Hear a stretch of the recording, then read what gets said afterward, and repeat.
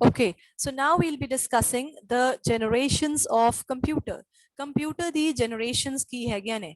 ਅਸੀਂ ਆਪਣੇ ਇਨਸਾਨਾਂ ਦੀ ਗੱਲ ਕਰੀਏ ਤਾਂ generations ਕੀ ਆਪਾਂ ਕਹਿੰਦੇ ਆ ਕਿ ਸਾਡੇ ਦਾਦਾ ਉਹਨਾਂ ਦੀ ਇੱਕ generation ਸੀ, ਦਾਦਾ ਦਾਦੀ ਨਾਨਾ ਨਾਨੀ ਦੀ ਇੱਕ generation ਸੀ, ਉਸ ਤੋਂ ਬਾਅਦ ਸਾਡੇ ਪੇਰੈਂਟਸ ਦੀ ਮੰਮੀ ਪਾਪਾ है ना ਇਹਨਾਂ ਦੀ ਜਨਰੇਸ਼ਨ ਆ ਗਈ, ਫਿਰ ਸਾਡੀ ਜਨਰੇਸ਼ਨ ਹੈ ਜਿਹਦੇ ਵਿੱਚ ਅਸੀਂ ਜੀ ਰਹੇ ਹਾਂ, ਫਿਰ ਸਾਡੇ ਬੱਚਿਆਂ ਦੀ ਨੈਕਸਟ ਜਨਰੇਸ਼ਨ ਹੈ। ਸੋ ਉਸੇ ਤਰੀਕੇ ਨਾਲ 5 generations दसिया गई ने of computers. So computer the 5 generations की हैगियां ने, we'll discuss them right now. So talking about the first generation of computers, first generation of computer 1940 ਤੋਂ 1956 ਦੇ ਵਿੱਚ ਸੀਗੀ ਇਹ first generation computers ਦੀ। ਇਹਦੇ ਵਿੱਚ vacuum tubes use ਹੁੰਦੀਆਂ ਸੀਗੀਆਂ for processing ਤੇ circuitry ਜਿਹੜੀ ਸੀਗੀ ਉਹ magnetic drums ਵਗੈਰਾ use ਕਰਦੇ ਸੀਗੇ ਮੈਮਰੀ ਵਾਸਤੇ। ਵੈਕਿਊਮ ਟਿਊਬ ਸਰਕਿਟ ਵਾਸਤੇ ਯੂਜ਼ ਕਰਦੇ ਸੀਗੇ ਤੇ ਮੈਮਰੀ ਵਾਸਤੇ ਮੈਗਨੈਟਿਕ ਡਰਮਸ ਯੂਜ਼ ਕੀਤੇ ਜਾਂਦੇ ਸੀਗੇ। ਫਿਰ ਇਹਨਾਂ ਦੀ ਕਾਫੀ ਵੱਡਾ ਸਾਈਜ਼ ਹੁੰਦਾ ਸੀਗਾ, ਪੂਰੇ ਇੱਕ ਕਮਰੇ ਜਿੰਨਾ ਸਾਈਜ਼ ਹੁੰਦਾ ਸੀਗਾ ਇਹਨਾਂ ਮਸ਼ੀਨਸ ਦਾ, ਫਰਸਟ ਜਨਰੇਸ਼ਨ ਕੰਪਿਊਟਰਸ ਦਾ। ਦੈਨ ਇਹਨਾਂ ਦੇ ਵਿੱਚ ਸਿਰਫ ਮਸ਼ੀਨ ਲੈਂਗੁਏਜ ਜਾਂ ਬਾਈਨਰੀ ਲੈਂਗੁਏਜ ਹੀ ਯੂਜ਼ ਕੀਤੀ ਜਾਂਦੀ ਸੀਗੀ ਫਰਸਟ ਜਨਰੇਸ਼ਨ ਕੰਪਿਊਟਰਸ ਦੇ ਵਿੱਚ। ਫਿਰ ਇਹ ਬਹੁਤ ਜ਼ਿਆਦਾ ਐਕਸਪੈਂਸਿਵ ਸੀਗੇ, ਬਹੁਤ ਹੀ ਜ਼ਿਆਦਾ ਐਕਸਪੈਂਸਿਵ ਕਿ ਸਿਰਫ ਆਪਾਂ ਕਹੀਏ ਕਿ ਗਵਰਨਮੈਂਟ ਆਰਗੇਨਾਈਜੇਸ਼ਨਸ ਦੇ ਕੋਲ ਹੀ ਇਹ ਹੁੰਦੇ ਸੀਗੇ, ਪਬਲਿਕ ਕੋਲੇ ਇਹ ਨਹੀਂ ਹੁੰਦੇ ਸੀਗੇ। ਐਗਜ਼ਾਮਪਲਸ ਹੈਗੇ ਯੂਨੀਵੈਕ, ਇਨਾਇਕ, ਇਹ ਫਰਸਟ ਜਨਰੇਸ਼ਨ ਕੰਪਿਊਟਰਸ ਨੇ। ਸੋ ਇੱਥੇ ਪਿਕਚਰ ਦਿਖਾ ਰਹੀ ਹੈ, ਸਮ ਐਗਜ਼ਾਮਪਲਸ ਹੈਗੇ ਨੇ। ਤੁਸੀਂ ਦੇਖੋ ਪੂਰੇ ਇੱਕ ਵੱਡੇ ਸਾਈਜ਼ ਦਾ ਹੈ, ਕਮਰੇ ਦੇ ਸਾਈਜ਼ ਦਾ, ਬੰਦੇ ਦਾ ਸਾਈਜ਼ ਇੰਨਾ ਹੈਗਾ ਤੇ ਇਹ ਸਾਰੀ ਕੰਪਿਊਟਰ ਹੀ ਹੈ। ਤੇ ਇਹਨਾਂ ਦੇ ਕੁਝ ਡਰਾਬੈਕ ਸੀਗੇ ਕਿ ਜਿਹੜੇ ਉਹ ਵੈਕਿਊਮ ਟਿਊਬ ਸੀਗੀਆਂ ਉਹ बहुत ज़्यादा हीट अप हो जाते सीगे ते बहुत ज़्यादा बिजली भी कंज्यूम करते सीगे ते कमरे दे विच इन्नी गर्मी हो जाती सी तो एयर कंडीशनिंग वगैरह की बहुत ज़्यादा लोड़ पैंदी सीगी। तां इन्हां दियां ड्रॉबैक्स नूं ओवरकम करदियां होया इन्हां दी स्पीड भी इन्नी ज़्यादा नहीं सीगी, ठीक है, साइज़ बहुत ज़्यादा सीगा। सो इन्हां दियां ड्रॉबैक्स नूं ओवरकम कीता सैकेंड जनरेशन कंप्यूटर्स ने। सैकेंड जनरेशन कंप्यूटर्स आई 1956 तो लैके 1963 तक। सो इहदे विच ट्रांजिस्टर्स यूज किए जाते सीगे, वैक्यूम ट्यूब्स नू ट्रांजिस्टर्स ने रिप्लेस कर लिया सैकेंड जनरेशन दे विच। फिर इहदे विच असेंबली लैंग्वेज यूज की जाती सी प्रोग्रामिंग वास्ते या कोडिंग वास्ते। असेंबली लैंग्वेज दे विच सिंबल्स यूज किए जाते सीगे। फिर कुछ हाई लैवल प्रोग्रामिंग लैंग्वेजेस भी डिवेलप होनियां शुरू हो गई सी इस टाइम दे विच, जिवें कोबोल ते फोर्ट्रन। ते फोर्ट्रन तां एक्चुअली देखो सैकेंड जनरेशन दी है, 1956 तो 63 ਦੇ ਵਿੱਚ ਡਿਵੈਲਪ ਹੋਣੀ ਸ਼ੁਰੂ ਹੋ ਗਈ, ਬਟ ਇਹਦੀ ਐਡਵਾਂਸਮੈਂਟ ਕਰਦੇ ਅੱਜ ਦੀ ਡੇਟ ਦੇ ਵਿੱਚ ਵੀ ਫੋਰਟਰਨ ਫਿਜ਼ਿਕਸ ਦੇ ਡਿਪਾਰਟਮੈਂਟਸ ਦੇ ਵਿੱਚ ਯੂਜ਼ ਕੀਤੀ ਜਾਂਦੀ ਹੈ।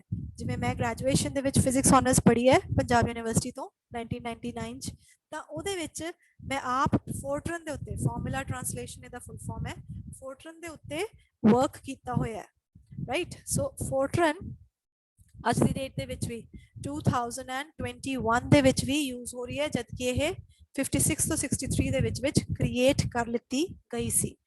ਫਿਰ ਇਹਦੇ ਵਿੱਚ ਮੈਮਰੀ ਦੇ ਵਿੱਚ ਡੇਟਾ ਸਟੋਰ ਕਰਨਾ ਸ਼ੁਰੂ ਹੋ ਗਿਆ ਸੀ। ਇਹ ਕੁਝ ਐਗਜ਼ਾਮਪਲਸ ਨੇ।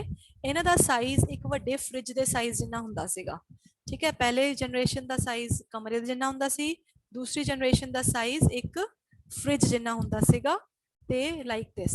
फिर इस तरह के भी डिवेलप होने शुरू हो गए सी। Then moving to the third generation they which 1964 to 71 तक यह यूज की गई। इहदे विच इंटीग्रेटेड सर्किट्स आ गए सीगे। सो इंटीग्रेटेड सर्किट्स एक एडवांसमेंट सीगी जिहड़ी थर्ड जनरेशन कंप्यूटर्स दे विच देखी गई। सिलिकॉन चिप्स यूज किए गए ते ट्रांजिस्टर्स मिनीएचराइज कर दिते गए सीगे, बहुत छोटे साइज के ट्रांजिस्टर्स यूज किए गए सीगे सिलिकॉन चिप्स के उत्ते ते उन्हां नूं सेमीकंडक्टर्स कहा गया। फिर पंच कार्ड दे नाल असीं इनपुट दिंदे सीगे second generation they which. Third generation they which keyboard, monitor वगैरह ते ऑपरेटिंग सिस्टम्स भी आ गए सीगे इंडस्ट्री दे विच। फिर यह कई सारी एप्लीकेशन सेम टाइम दे उत्ते वर्क करन दे लई कैपेबल सीगे, ठीक है। ਇਹਦੇ ਵਿੱਚ ਅਸੀਂ ਇੱਕ ਤੋਂ ਵੱਧ ਐਪਲੀਕੇਸ਼ਨ ਸਾਈਮਲਟੇਨੀਅਸਲੀ ਵਰਕ ਕਰਾ ਸਕਦੇ ਹਾਂ। These are some examples of the third generation computers. ਸੀ ਇਸ ਤਰ੍ਹਾਂ ਦਾ ਮੋਨੀਟਰ, ਕੀਬੋਰਡ, ਮਾਊਸ ਐਂਡ ਇਹੋ ਜਿਹਾ CPU ਸੀਗੇ। ਇੱਥੇ ਬਹੁਤ ਸਾਰੀ ਥਰਡ ਜਨਰੇਸ਼ਨ ਕੰਪਿਊਟਰਸ ਦਾ ਪੈਕਿੰਗ ਸਟੈਕਿੰਗ ਅਸੀਂ ਕਹਿ ਦਈਏ ਰੱਖਿਆ ਹੋਇਆ ਹੈ ਢੇਰ ਸਾਰੇ। then the fourth generation computers 1971 ਤੋਂ ਲੈ ਕੇ till present date ਹੈਗੇ ਨੇ ਤੇ ਇਹਦੇ ਵਿੱਚ ਮਾਈਕਰੋ ਪ੍ਰੋਸੈਸਰ ਯੂਜ਼ ਕੀਤਾ ਜਾਂਦਾ ਹੈ। ਮਾਈਕਰੋ ਪ੍ਰੋਸੈਸਰਸ ਅੱਜ ਵੀ ਯੂਜ਼ ਹੋ ਰਹੇ ਨੇ। Intel 4004 ਚਿਪ ਯੂਜ਼ ਕੀਤੀ ਗਈ ਸੀਗੀ 1971 ਦੇ ਵਿੱਚ ਡਿਵੈਲਪ ਹੋਈ। ਉਸ ਤੋਂ ਬਾਅਦ ਇਹ ਵਾਲੀ fourth generation ਦਾ ਅਸੀਂ ਕਹੀਏ ਕਿ ਪ੍ਰੋਗਰੈਸ ਸ਼ੁਰੂਆਤ ਹੋਈ। ਫਿਰ ਇਹਦੇ ਵਿੱਚ CPU ਦੇ ਵਿੱਚ ਮੈਮਰੀ, ਇਨਪੁਟ ਆਊਟਪੁੱਟ ਕੰਟਰੋਲ ਸਾਰੇ ਸਿੰਗਲ ਚਿਪ ਜਿਹਨੂੰ ਮਦਰਬੋਰਡ ਕਿਹਾ ਜਾਂਦਾ ਹੈ ਉਹਦੇ ਵਿੱਚ ਇਹ ਇਨਕਲੂਡ ਕਰ ਦਿੱਤੇ ਗਏ। ਫਿਰ ਫੋਰਥ ਜਨਰੇਸ਼ਨ ਕੰਪਿਊਟਰ ਦੇ ਵਿੱਚ GUI ਜਿਵੇਂ ਦਾ ਗ੍ਰਾਫਿਕਲ ਯੂਜ਼ਰ ਇੰਟਰਫੇਸ ਅਸੀਂ ਅੱਜ ਦੇਖ ਰਹੇ ਹਾਂ ਕੰਪਿਊਟਰਸ ਦੇ ਉੱਤੇ। ਵਿੰਡੋਜ਼ ਆਪਰੇਟਿੰਗ ਸਿਸਟਮ ਜਿਹੜਾ ਹੈ ਉਹਦੇ ਕੋਲ ਇੱਕ ਗ੍ਰਾਫਿਕਲ ਯੂਜ਼ਰ ਇੰਟਰਫੇਸ ਹੁੰਦਾ ਹੈ। ਤਾਂ ਉਹ ਹੋਇਆ ਡਿਵੈਲਪ, ਮਾਊਸ ਦੀ ਡਿਵੈਲਪਮੈਂਟ ਹੋਈ, ਹੈਂਡਹੈਲਡ ਡਿਵਾਈਸਿਸ ਜਿਵੇਂ ਫੋਨਸ ਵੀ ਆਣੇ ਸ਼ੁਰੂ ਹੋ ਗਏ। ਇਹ ਐਗਜ਼ਾਮਪਲਸ ਨੇ ਫੋਰਥ ਜਨਰੇਸ਼ਨ ਦੇ। ਕੰਪਿਊਟਰ ਹੈਗਾ ਤੇ ਇੱਕ ਰਾਈਟ ਸਾਈਡ ਤੇ ਪ੍ਰੋਸੈਸਰ ਦੀ ਪਿਕਚਰ ਬਣਾਈ ਗਈ ਹੈ। then talking about the fifth generation which is available in the present times and will be part of our life in the future, a fifth generation computers artificial intelligence based ne, AI based ne। ਤੁਸੀਂ ਦੇਖੋ artificial intelligence ਬਹੁਤ ਜ਼ਿਆਦਾ ਤੇਜ਼ੀ ਨਾਲ ਰਫ਼ਤਾਰ ਫੜ ਰਹੀ ਹੈ। ਜਾਪਾਨ ਇਸ ਦੇ ਵਿੱਚ ਬਹੁਤ ਅੱਗੇ ਹੈ ਐਂਡ ਹੋਰ ਵੀ ਜਿੰਨੀਆਂ ਵੀ ਡਿਵੈਲਪਡ ਕੰਟਰੀਜ਼ ਨੇ ਉਹ ਬਹੁਤ ਖਰਚਾ ਕਰ ਰਹੀਆਂ ਨੇ AI ਦੇ ਉੱਤੇ। मतलब रोबोट्स बनाना, रोबोटिक्स, ये सारा आर्टिफिशियल इंटेलिजेंस का पार्ट है। सो ਇਹਦੇ ਵਿੱਚ ਕੀ ਹੁੰਦਾ ਹੈ, ਵੌਇਸ ਰੈਕਗਨੀਸ਼ਨ ਹੁੰਦਾ ਹੈ। ਵੌਇਸ ਰੈਕਗਨੀਸ਼ਨ ਦਾ ਕੀ ਮਤਲਬ ਹੈ ਕਿ ਅਸੀਂ ਆਵਾਜ਼ ਨਾਲ ਆਪਣਾ ਕੰਮ ਕਰਾਵਾਂਗੇ। ਕੰਪਿਊਟਰ ਨੂੰ ਅਸੀਂ ਆਵਾਜ਼ ਕਰਾਂਗੇ, ਕਹਾਂਗੇ ਕੁਝ ਤੇ ਉਹ ਆਪੇ ਆਪਣਾ ਸਾਡਾ ਕੰਮ ਕਰਕੇ ਸਾਨੂੰ ਦੇਗਾ। ਦੇਖੋ ਵੌਇਸ ਰੈਕਗਨੀਸ਼ਨ ਫੋਨ ਦੇ ਵਿੱਚ ਤਾਂ ਹੁੰਦੀ ਹੈ, ਗੂਗਲ ਕਰਦਾ ਹੈ। ਸੋ ਇਹ AI ਬੇਸਡ ਹੀ ਹੈ। ਠੀਕ ਹੈ, ਜਿਹੜਾ ਆਪਣਾ ਇੰਟਰਨੈਟ ਸਰਵਿਸਿਜ਼ ਹੈ ਇਹ ਸਾਰੀਆਂ AI ਬੇਸਡ ਹੀ ਹੋ ਰਹੀਆਂ ਨੇ ਅੱਜ ਕੱਲ੍ਹ। ਦੇਖੋ ਤੁਸੀਂ ਗੂਗਲ ਦੇ ਉੱਤੇ ਇੱਕ ਵਰਡ ਪਾਉਂਦੇ ਹੋ ਤੇ ਕਈ ਹਜ਼ਾਰ ਸਰਚਿਸ ਕਰਕੇ ਉਹ ਤੁਹਾਡੇ ਸਾਹਮਣੇ ਵਿਦਿਨ ਸੈਕਿੰਡਸ ਰੱਖ ਦਿੰਦਾ ਹੈ ਨਾ। ਉਹ ਕਿਵੇਂ ਪੋਸੀਬਲ ਹੈ?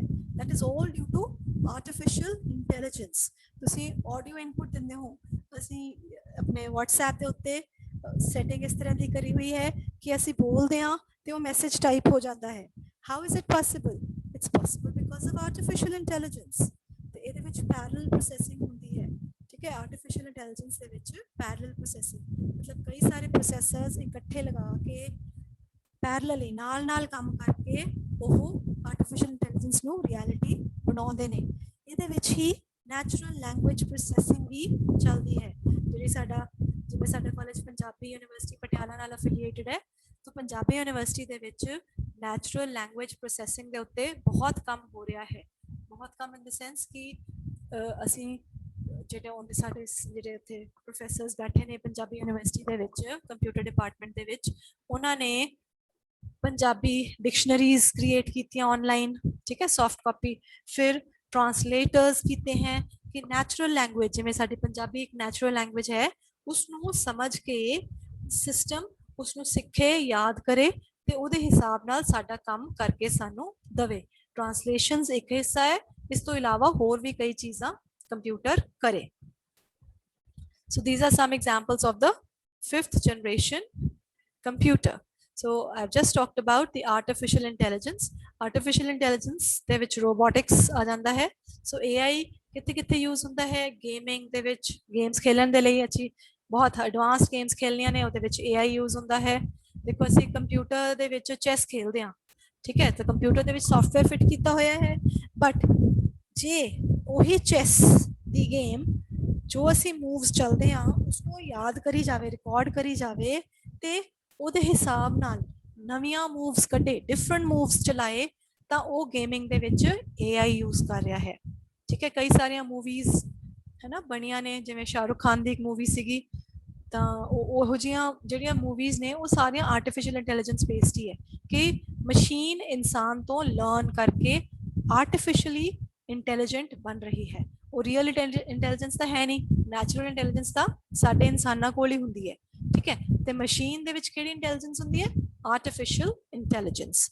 ਸੋ ਐਸਟਰੋਨੋਮੀ, ਸਪੇਸ ਦੀ ਸਟੱਡੀ ਹੈ ਨਾ, healthcare, transport, agriculture, education, e-commerce, entertainment, robotics, automobile industry, social media, data security, finance, ਇਹ ਸਾਰੀ ਜਗ੍ਹਾ ਦੇ ਵਿੱਚ artificial intelligence ਆਪਣਾ role play ਕਰ ਰਿਹਾ ਹੈ ਤੇ ਬਹੁਤ ਵਧੀਆ ਚੱਲ ਰਿਹਾ ਹੈ.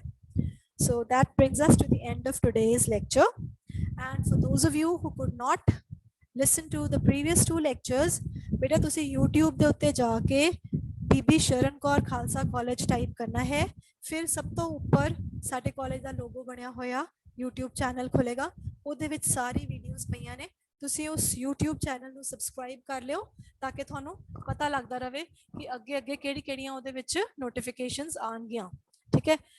ਸੋ YouTube ਦੇ ਵਿੱਚ ਬੀਬੀ ਸ਼ਰਨ ਕੌਰ ਖਾਲਸਾ ਕਾਲਜ ਟਾਈਪ ਕਰਨਾ ਹੈ and you would be able to get all these videos online forever. So thank you so much. Wish you good health and happy learning. Goodbye everyone.